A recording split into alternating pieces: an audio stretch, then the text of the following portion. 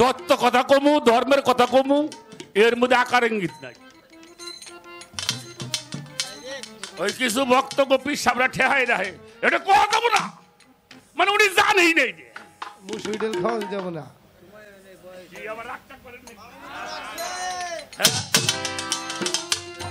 শোনো, যখন ভক্ত সে যদি পীর, যিনি পীর, ওর চোখ দেখলি বুঝতে পারবো বাড়ির নিশা, গাড়ির নিশা, ক্ষমতার নেশা, বিষয়ের নেশা, যত প্রকারের মোহ আছে সবচাইতে বড় মোহ হইল নারীর নেশা। এটা কোরআন দর্শন পড়বেন, দেখবেন একমাত্র মানুষকে ধ্বংসই করতে পারে নারী, আবার একমাত্র পরিশুদ্ধ করতে পারে।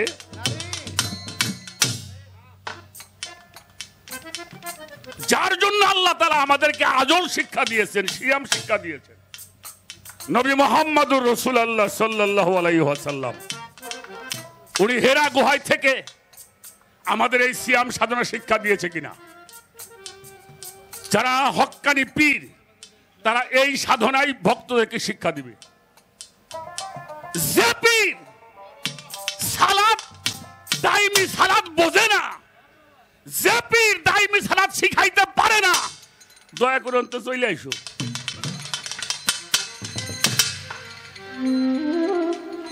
ইন্নাল মুসাল্লিনা আল্লাযিনা হুম আলা সালাতিহিম দাইমুন। যিনি এটা জানে না, যিনি এটা শিক্ষা দিতে পারে না, ওই দরবারটা সালাম করে চলে আসো।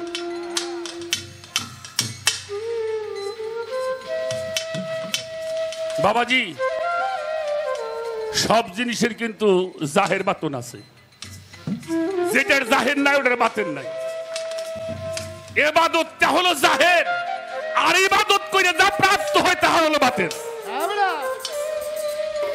আমি কি ভুল কইলাম? ইবাদত করাটা হলো জাহিরি কাম, আর ওইটা কর্ম করে যে সাধনায় যে সম্পদ লাভ করে তার বাতন। আমার এখানে ব্যথা করে, আমি কাউরে দেখাইতে পারবো? দেখানো যাবে? বেলায়েত এমন সত্তা, এটা বুঝা যায়, কিন্তু কাউরে বুঝানো, কিন্তু কর্মটা যে কেমনে করতে হয় এটা দেখা। আল্লাহু খালাকাল্লা কুল্লা দাব্বাতুম মাই, আমি যাহা সৃষ্টি করিয়াছি তাহা পানি হতে সৃষ্টি করিয়াছি। ওয়াজআলনা মিনাল মাই কুল্লু শাইইন হাই, এই প্রাণবান যাহা সৃষ্টি করা হয়েছে তাহা পানি হতে সৃষ্টি করা হয়েছে। আর এই পানিকে যদি সংরক্ষণ করতে হয় তাহলে অবশ্যই নবুয়তের সাধনা আপনাকে।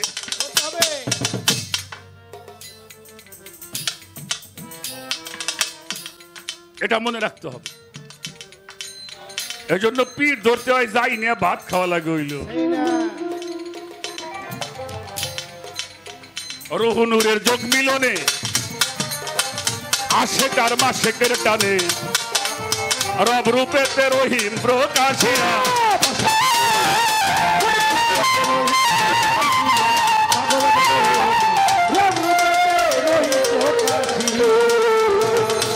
রহুনুরের যোগ মিলনে আশেক আর মাশেকের টানে রব রূপে রহিম প্রকাশিয়া।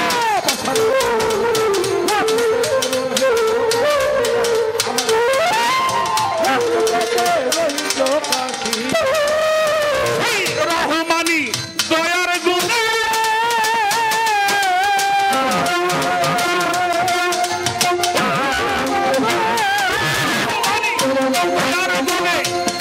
সৃষ্টি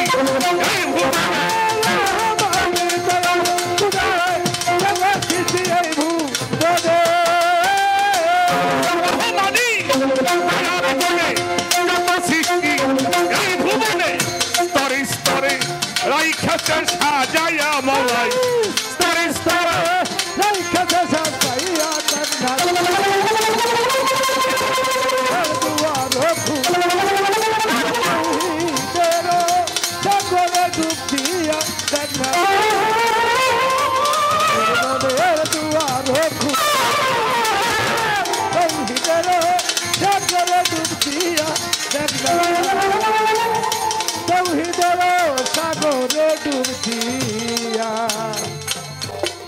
একেবারে একটা ছোট কথা কই বাবা,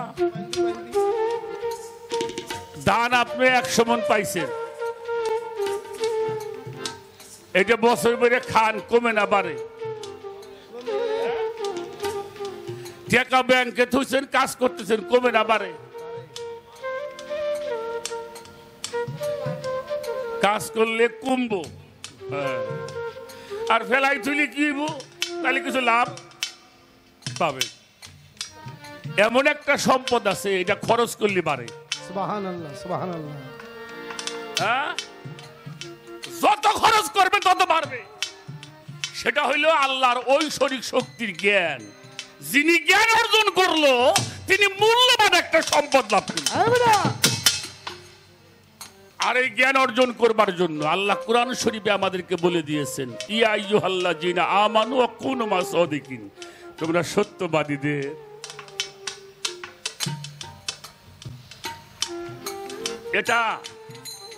এটা যে হইছে, এটা যে পাইছে, এর সাগরের পানি কোনোদিনও কমে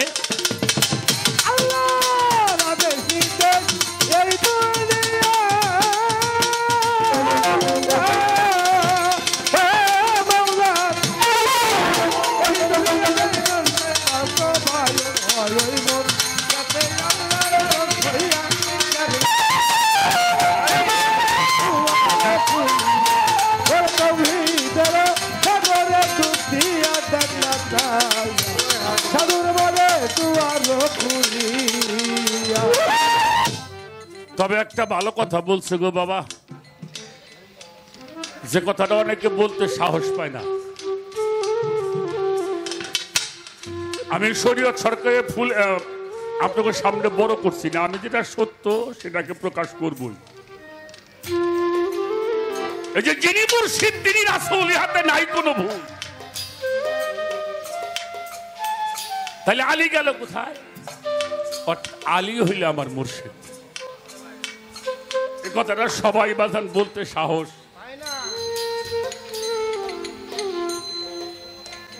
পাবে না। রায়ান নামক একজন ফেরেশতা এই বেয়াদবি করার কারণে তার হাত পা পঙ্গু করে দেওয়া হয়েছে। এই যে নবীর দরুদ কিয়ামে পরে আল্লাহর কাছে ক্ষমা চাইলেন, কিন্তু আল্লাহ ক্ষমা দিয়েছেন, তার একটা কাজও দিয়েছেন। কি কাজ?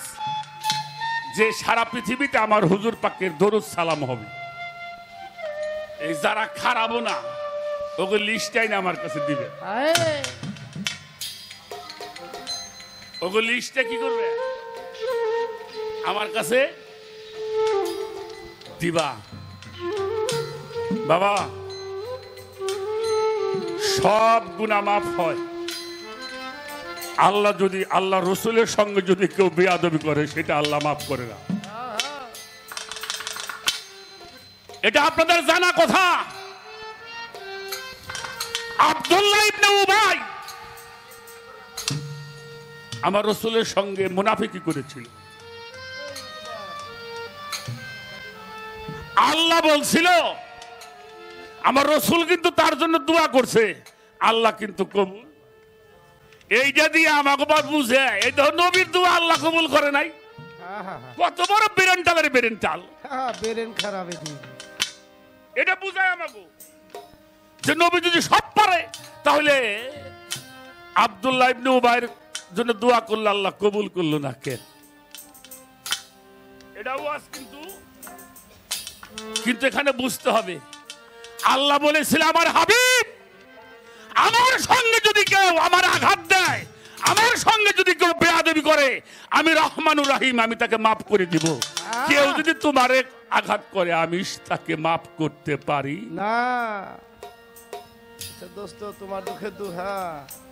আমার যদি কেউ কষ্ট দেয়, আমার কথা অমান্য করে, আমি তাকে মাফ করব।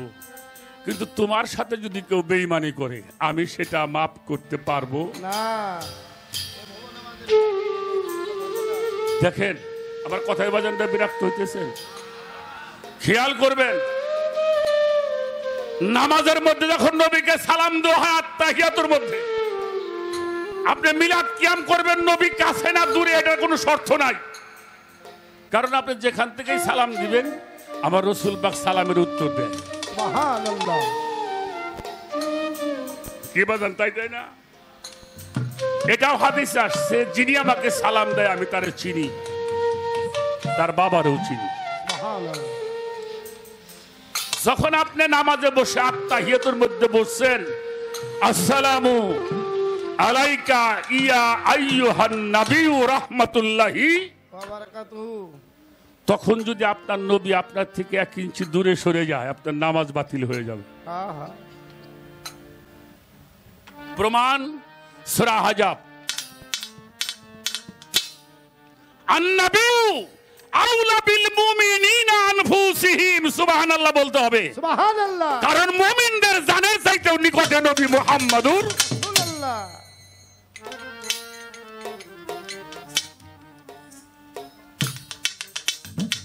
অনেক কথা হয়ে গেছে আজকে, আপনাদেরকে পেয়ে সত্যি ভালো লাগছে।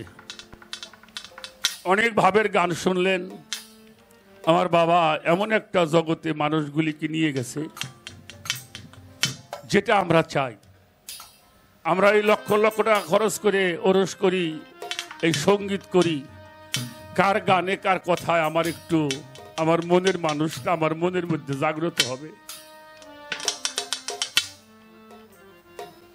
শরীয়ত সরকার আমারে জড়াই ধরলো, আমি শরীয়তকে জড়াই ধরলাম। মানুষ দেখলো আমি শরীয়তকে ধরছি, শরীয়ত আমারে ধরছে। আমি শরীয়তকে ধরি নাই, আমি আমার মুর্শিদকে আলিঙ্গন করেছি। আহা, আহা। যতক্ষণ পর্যন্ত আপনার হৃদয়ের মধ্যে আপনার মুর্শিদ জাগ্রত না হবে ততক্ষণ আপনি কারোর সঙ্গে কোলাকুলি করতে পারবেন না।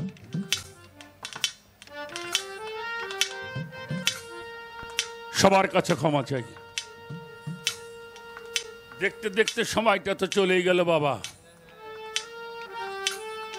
সকালবেলা সূর্য ওঠে, সন্ধ্যার কালে আমরা দেখি না, আবার পরের সকালে দেখি। কিন্তু আমারও একদিন সূর্য অস্ত যাবে, সেই সূর্য আর কোনোদিনও উঠবে না। বাবা, আমি ছোট্ট একটা কথা বলে দিয়ে যাই। আমাকে প্রশ্ন করছে আকাশ যে নবুয়তটা দেখলো, লা ফাতোয়া ইলাল আশিকিন, আশিকের কোনো ফাতোয়া আছে বাবা? আশিকের কোনো ফাতোয়া নাই।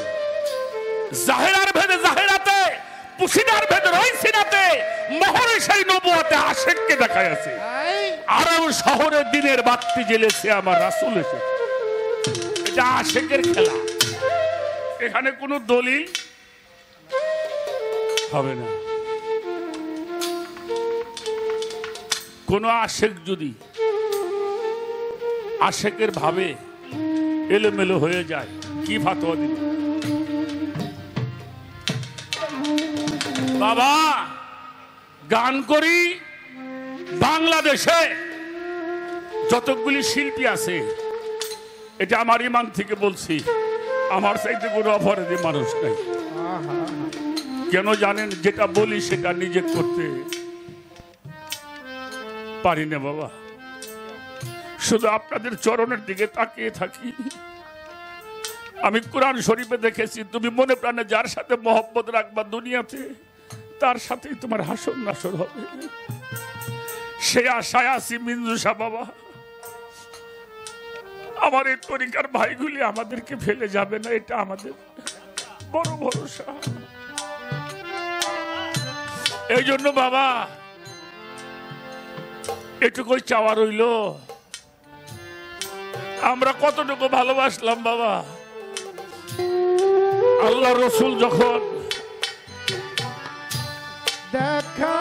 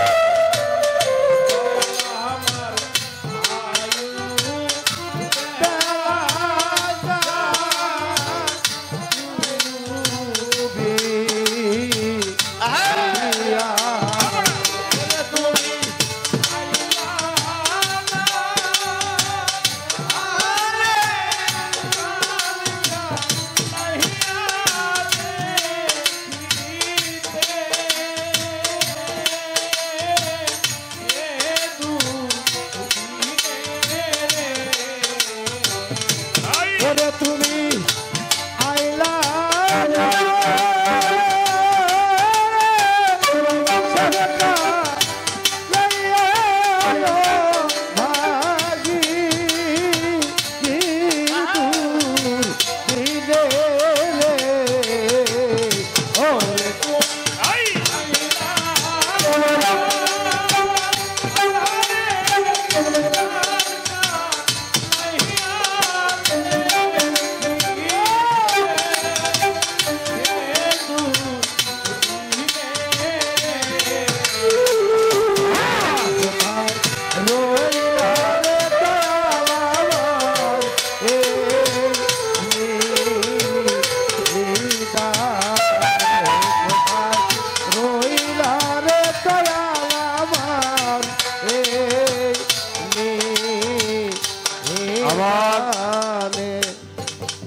বাগানেরা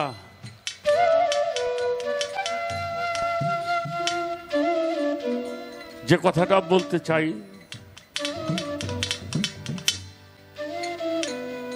মক্কাতে মানুষটা থাকতে পারলো না।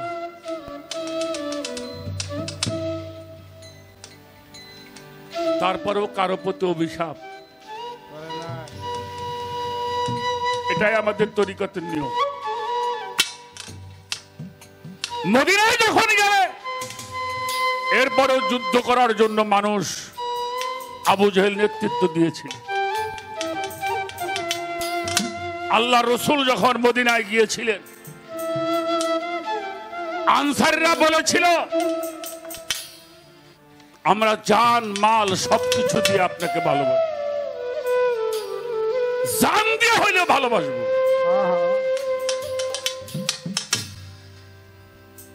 যুদ্ধের ঘোষণা হলো, যুদ্ধের জন্য মানুষ সংগ্রহ করতে লাগলেন। আমার রসুলের যুদ্ধ কিন্তু প্রতিশোধ নেওয়া ছিল না,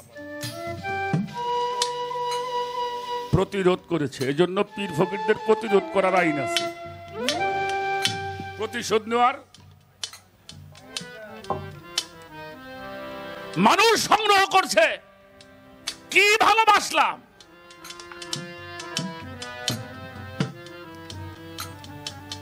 দলে দলে মানুষ নাম দিচ্ছে। একজন মা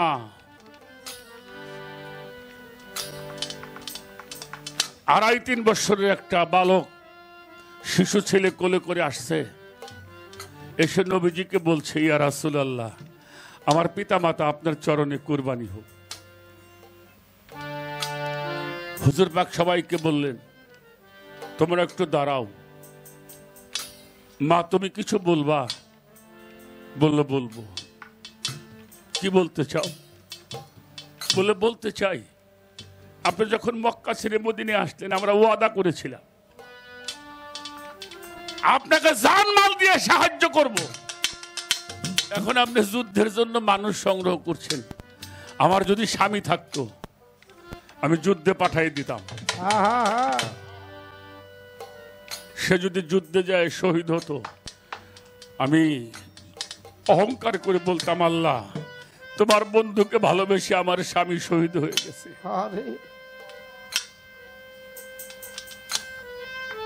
সে তো নাই, আর আমিও তো যুদ্ধ জানি না।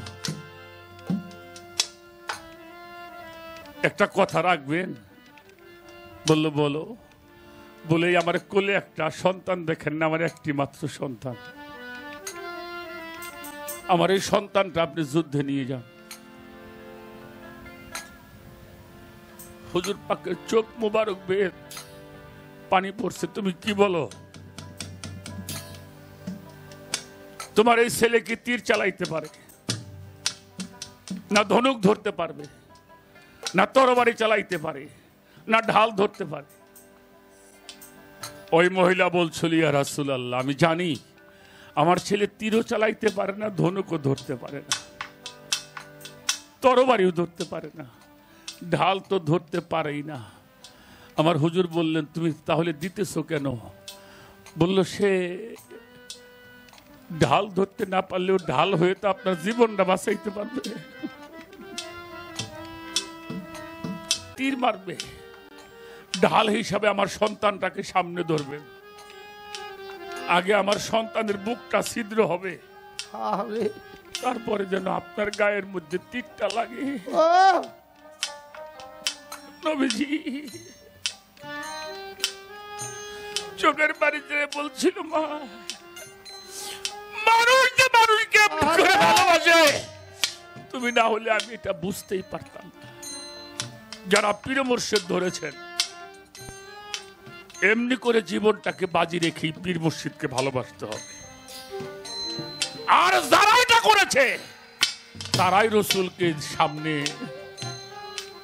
পেয়েছে, এত সহজ নয়। কাজেই আমরা যারা আছি এই জগতের মানুষ, কোথাও আমি সবকিছু আপোষ করতে পারি, আমি আমার মিঞ্জুসাকে ভালোবাসার জন্য আপোষ করতে, আরে আমি আমার সবদুল চানকে ভালোবাসতে আপোষ করতে পারি না, আমি আমার ইমাম চানকে ভালোবাসতে আমি আপোষ করতে পারি। দুঃখের ডালি মাথায় রেল ও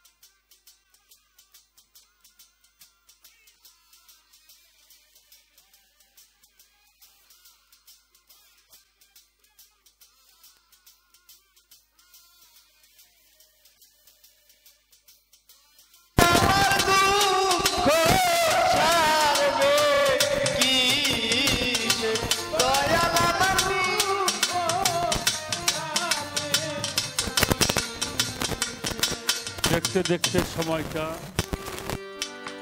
শেষ করে ফেলেছি।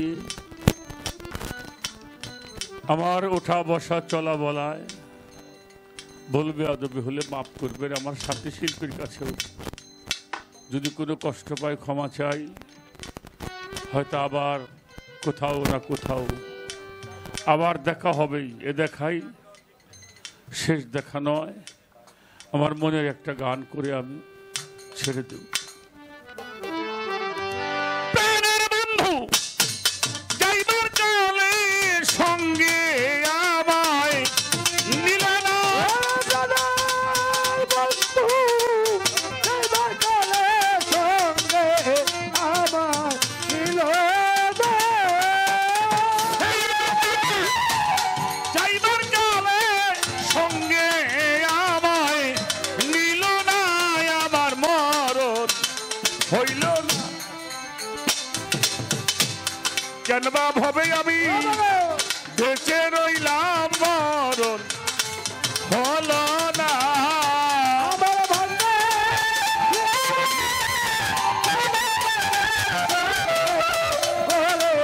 ছিল না।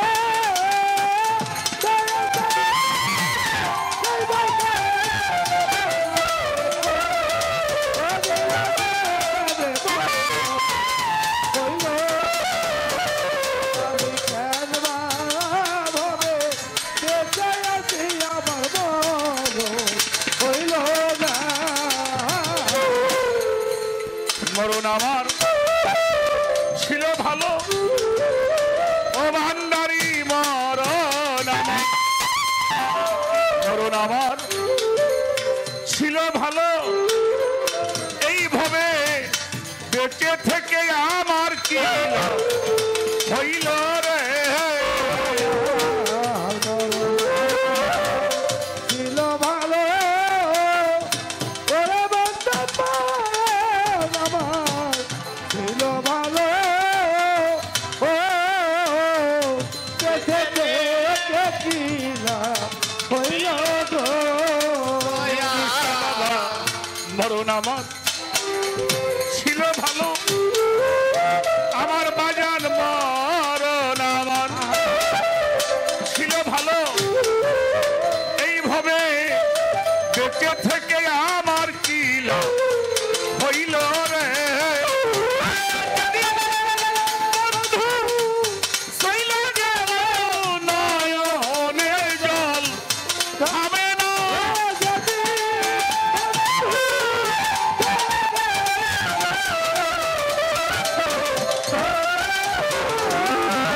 সেদিন সৈয়দটা চইলা গেল নয়নের জল থামে না।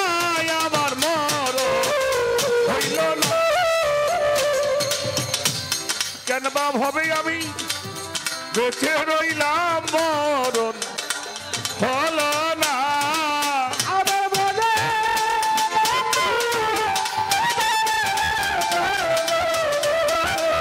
ছিল ওরে মনে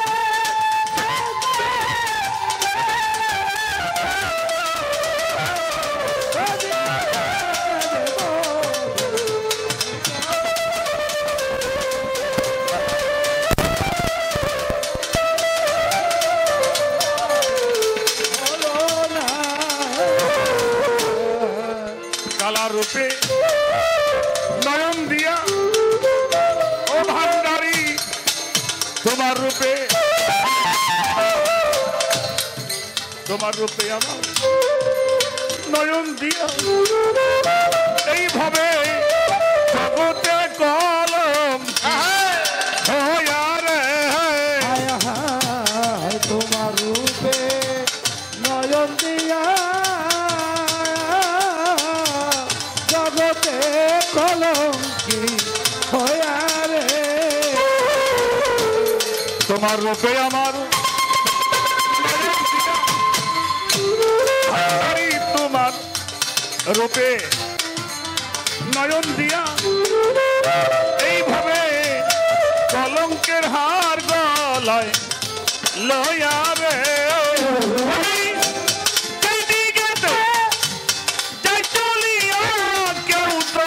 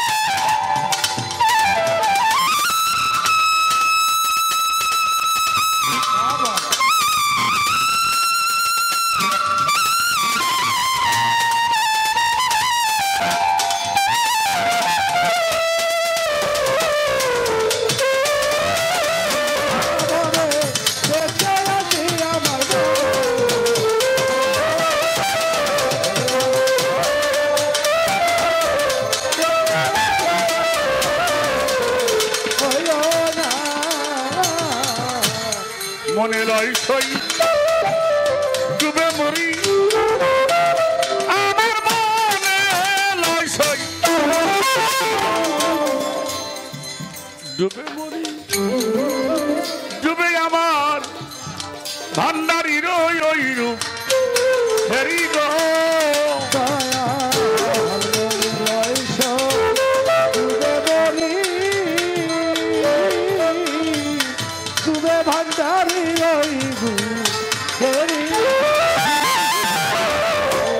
মনে লয় সই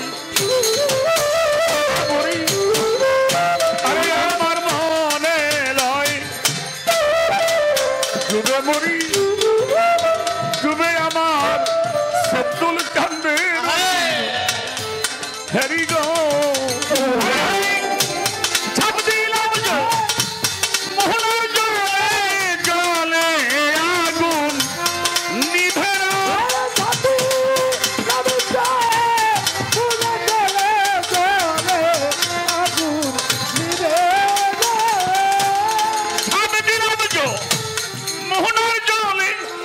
জলে আগুন নিভে না আমার মরণ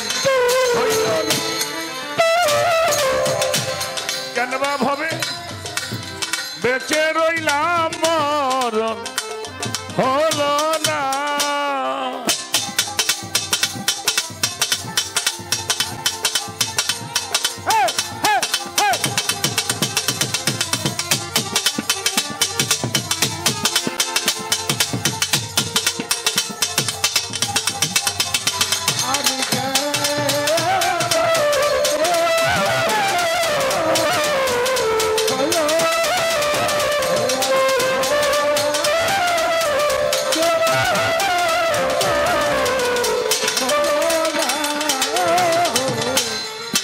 পরিবার কি আছে বাকি মৃত্যু বাবা পরিবার পরিবার কি আছে বাকি পুরা পুরা ছাই আর পুরা দেখি গো পরিবার বা আছে বাকি ওরে বন্ধ পরিবার বা আছে বাকি পুরা ছায়ার পুরি দেখি গো পরিবার কি আছে বাকি আমার পরিবার আছে বাকি তোরা পুরা ছায়ার পুরা দেখি গো মালিক বলে তাদের সখী ওই রূপে যেন আর ভুলি না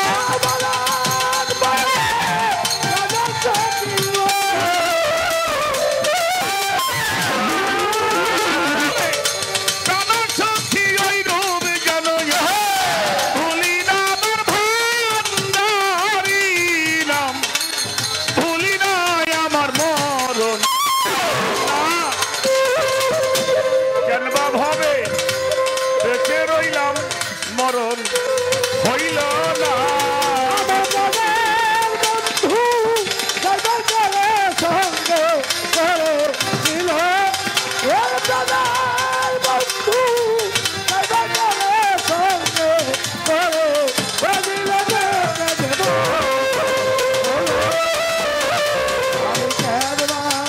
ভাবে আমার হলো না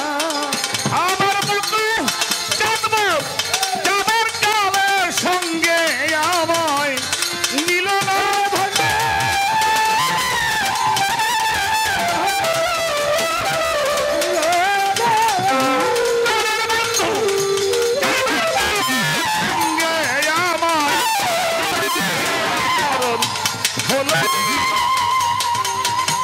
কেন বা ভাবে বেঁচে মরণ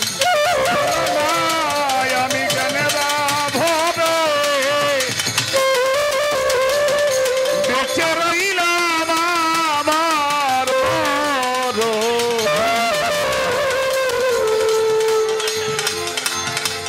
মরণ